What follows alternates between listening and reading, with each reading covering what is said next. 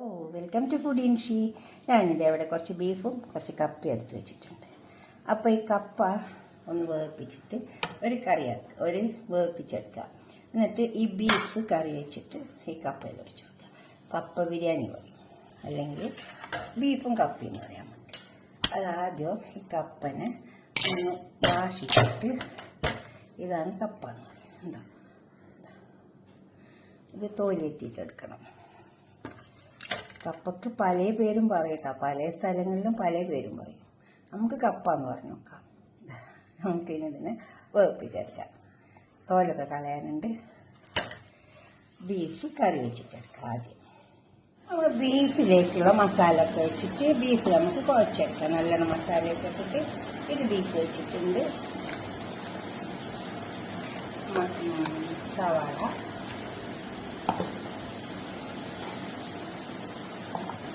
തക്കാളി. ഇപ്പോൾ 1 kilo beef ഉണ്ട്, അതിന് 2 സവാള എടുത്തിട്ടുണ്ട്. വലിയ വലിപ്പമൊന്നുമില്ലാത്ത. അതുപോലെ തക്കാളി 3 വലിയ തക്കാളി, ഇഞ്ചി, വെളുത്തുള്ളി,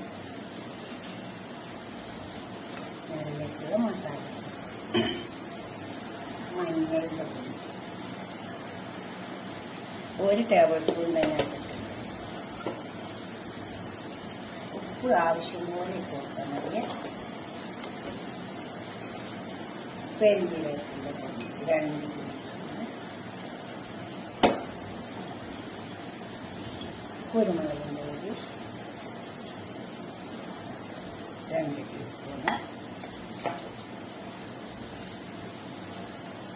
ഇത് കാശ്മീരി മുളക് എരിവൊന്നുമില്ല 1 ടേബിൾ സ്പൂൺ ഇട്ടിട്ടുണ്ട്.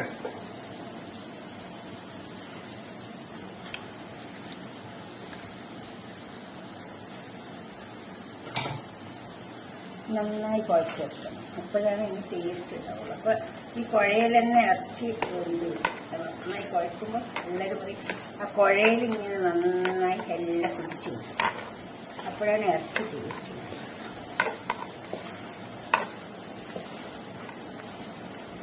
നന്നായി കുഴച്ചിട്ട്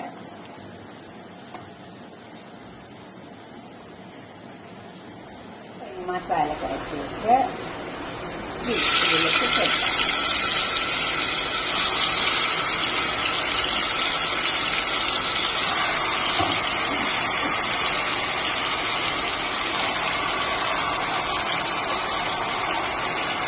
കുറച്ച് നേരം കത്തിച്ചതിന് ശേഷം വെള്ളം ഒഴിച്ചെടുക്കാം.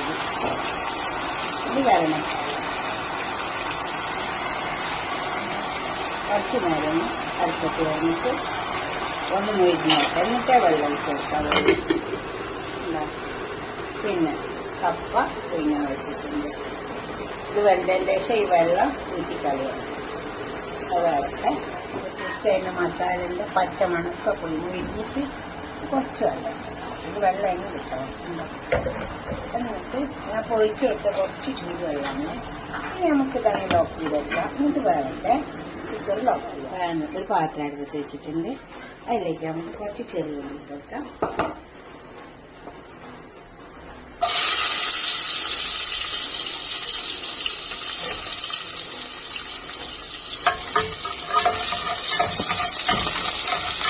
ഓയിൽ ഒഴിച്ച് കൊടുത്തിട്ട് വെളിച്ചെണ്ണ നല്ല ഉണ്ടായിട്ടോ. കോക്കനട്ട് ഓയിൽ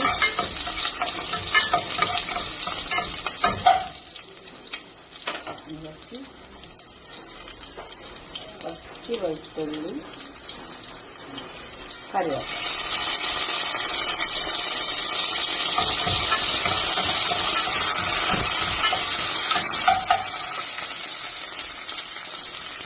കുറച്ച് ചില്ലി,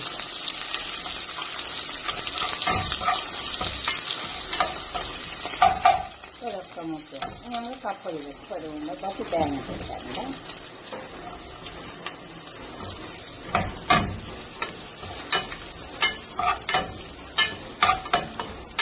അപ്പോഴേ ടേസ്റ്റ് ഉണ്ടാവുള്ളൂ. പെട്ടെന്ന് നോക്കുക.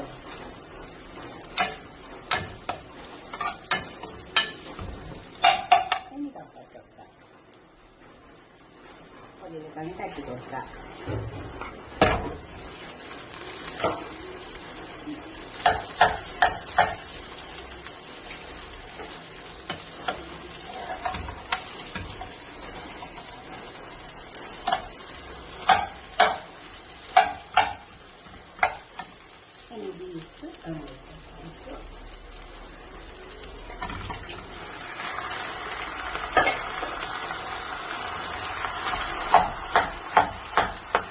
ജസ്റ്റ് നന്നായി ഒന്ന് ചേർത്ത്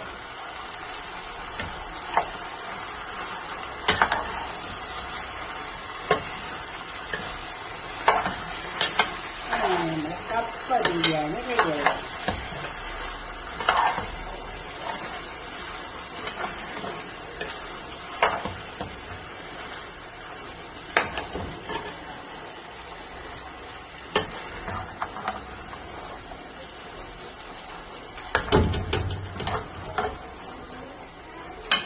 ഇനി എന്താ വെച്ചാൽ കുറച്ച് സമയം ഒന്ന് മൂടി വെച്ചു. കുറച്ച് സമയം